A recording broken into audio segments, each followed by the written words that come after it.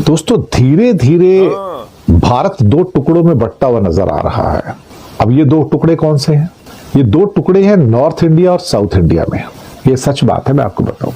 इसलिए नॉर्थ और साउथ का डिवाइड बढ़ता चला जा रहा है। कई लोग कहेंगे आप ये नॉर्थ साउथ के डिवाइड की बात क्यों करते हो? भारत तो एक है।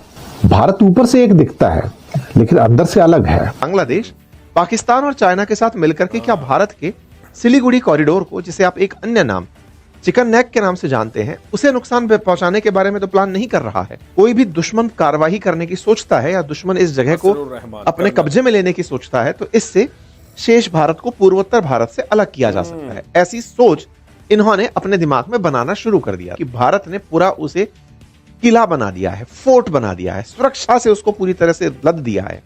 India fortifies Siliguri corridor with new military bases. आप यहां पर देखते हैं as Bangladesh tilt toward China Pakistan axis, India signals strategic shift.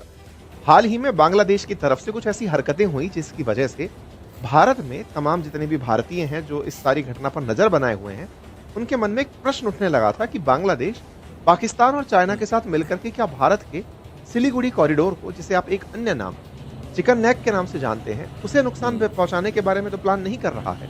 असल मायने में आपको ध्यान हो तो पश्चिम बंगाल का एक जगह जिसका नाम है सिलीगुड़ी, जिससे बांग्लादेश और नेपाल के बीच की दूरी 22 किलोमीटर रह जाती है।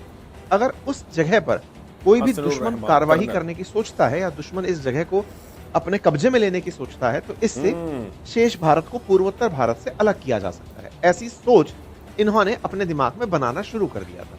आप सोचेंगे इनके दिमाग में क्या चल रहा है वो आपको कैसे पता? इन्होंने ऐसी बहुत सी हरकतें पिछले दिनों में की, जैसे चाइना को यह बताना कि पूर्वोत्तर जाना है तो हम ही रास्ता हैं, जैसे पाकिस्तानियों के साथ मिलना, जैसे भारत के खिलाफ बयान देना, या फिर भारत के खिलाफ अपने लोगों को उकसावा करते रहना, शेख हसीना के खिलाफ फैसला सुना देना। ये तमाम वो हरकतें हैं जिनसे इनका भारत के प्रति नफरत सुनाई देती है। ताजा नफरत में इन्होंने अपने ही तरह से केस का मामला बना करके शेख हसीना पर फांसी की सजा दिलवाने की, यानी कि मौत की सजा दिलवाने का भी फैसला करवा लिया था। खैर, फिलहाल का टारगेट ये नहीं है। टारगेट ये है कि जब सिलीगुड़ी कॉरिडोर आप और हम इतना सुन रहे हैं तो क्या भारत सरकार उस कॉरिडोर की सुरक्षा के लिए कुछ करती है? यहां पर एक सुर्खी है। सुर्खी ये है कि भारत ने पूरा उसे किला बना दिया है, फोर्ट बना दिया है, सुरक्षा से उसको पूरी तरह से रद दिया है।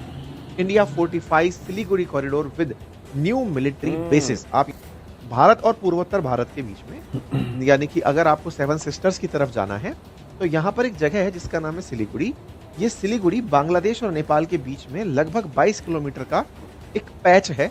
ये जगह काफी ज्यादा स्ट्रेटेजिक है, यानी कि अगर इस जगह पर कोई व्यवधान आता है तो हम ये मानते हैं कि इस जगह से बाकी जो हमारी कनेक्टिविटी है वो बाधित हो सकती है। पश्चिम बंगाल का ये जो सिलीगुड़ी है ये बांग्लादेश के लिए इन दिनों काफी ज्यादा महत्वपूर्ण हो गया है, क्योंकि इन्होंने कुछ दिनों पहले ही इस क्षेत्र के अंदर अपना एक पुराना पड़ा हुआ एयरबेस फिर से चालू किया है। हाल ही में बांग्लादेश ने अपने यहाँ पर पाकिस्तानियों को भर भर के इनवाइट किया है। जिन पाकिस्तानियों से इनकी बिल्कुल नहीं बनती थी, उन पाकिस्तानियों ने आजकल बांग्लादेश में अपना बोरिया बिस्तर जमा रखा है।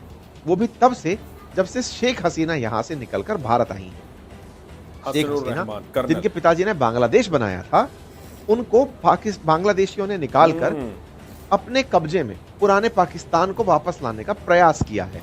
अर्थात जिस तरह से पहले पाकिस्तान में पूर्वी पाकिस्तान और पश्चिमी पाकिस्तान हुआ करता था, वैसे ही बांग्लादेश फिर से पूर्वी पाकिस्तान बनने की राह पर निकल पड़ा है। कुछ उस तरह की हरकतें यहाँ पर देखी जा रही हैं कि 1971 से लेकर अब तक बांग्लादेश के स्वतंत्र इतिहास को पूरी तरह गायब करने का प्रयास किया जा रहा है, और पाकिस्तान इस काम को करने में इनकी बड़ी मदद ले रहा है। इनके साथ में लगातार बड़े स्तर के अधिकारियों की मुलाकातें होना, या फिर पाकिस्तान के करीबी चाइना से इनकी बढ़िया मीटिंग करवाना, मीटिंग ही नहीं, इनके साथ डिफेंस डील तक साइन करवा देना। डिफेंस डील में $2.2 बिलियन में फाइटर जेट बांग्लादेश को उपलब्ध करवाना। ये सारी चीजें ऐसी हैं जिनसे भारत के लिए एक निश्चित ही चिंता पैदा होगी। कुछ दिनों पहले हेमंत बिश्व शर्मा जी का एक बयान वायरल हुआ, जिसमें उन्होंने कहा कि अगर बांग्लादेश ये सोचता है कि वो भारत के चिकन नेक को अपनी तरफ से कब्जा करने की प्लानिंग में बनाता है, या फिर पाकिस्तानियों को या फिर चाइनीज लोगों को ये दिखाता है कि चलो हम वहां पर कब्जा कर सकते हैं, तो देखिए भारत की शक्ति को अंडर एस्टिमेट मत करना। आप हमें एक जगह से नुकसान पहुंचाएंगे, हम आपको 2 जगह से 4 भागों में बांट देंगे। ऐसी क्या कहानी थी, ध्यान से देखिए। मैंने भी पहले जब भारत के साथ बांग्लादेश की काफी ज्यादा रार पैदा हो रही थी तब इस बारे में आपसे जिक्र किया था। असल मायने में भारत के जिस भाग से सिलीगुड़ी निकल कर जा रहा है, या फिर कहिए कि सिलीगुड़ी जिससे पश्चिम बंगाल का एक हिस्सा नॉर्थ ईस्ट से जुड़ा हुआ है, उसके जस्ट दक्षिण में अगर आप चलते हैं तो यहाँ पर एक चिकन नेक बांग्लादेश के लिए भी बनती है, जिसकी लेंथ लगभग 80 किलोमीटर है। यदि इस चिकन नेक के ऊपर आप कार्रवाई कर दें, यानी कि भारत यहां से एंट्री करे और इस तरफ निकले, तो यहां से यहां तक 80 किलोमीटर ट्रेवल करना होगा, जिससे बांग्लादेश का एक हिस्सा रंगपुर कॉरिडोर या रंगपुर करके जो जगह है वो पूरी तरह से भारतीय क्षेत्र में हो जाएगी। यानी बांग्लादेश अगर ये सोचता है एक बार के लिए कि हम भारत के साथ में मैप के अंदर कोई परिवर्तन कर सकते हैं, और वो परिवर्तन यदि इस तरफ से करके ये सोचता है कि भारत को दो भागों में बांटा जाए, तो यहां पर बांग्लादेश को याद दिलाया गया कि आपके पास से भी यहां से एक रास्ता निकलता है। अगर हम इस रास्ते को अपने साथ जोड़ लेते हैं तो आपका ये हिस्सा, जिसे रंगपुर क्षेत्र कहते हैं, ये भारत के कब्जे में हो जाएगा। भाई पॉइंट नंबर 2, त्रिपुरा से अगर इस जगह की यात्रा कर दी जाए तो अगेन बांग्लादेश का ये पूरा हिस्सा मेनलैंड बांग्लादेश से तो अलग हो ही जाएगा और भारत को समुद्र से कनेक्टिविटी मिल जाएगी। दोस्तों, धीरे धीरे भारत दो टुकड़ों में बंटता हुआ नजर आ रहा है। अब ये दो टुकड़े कौन से हैं?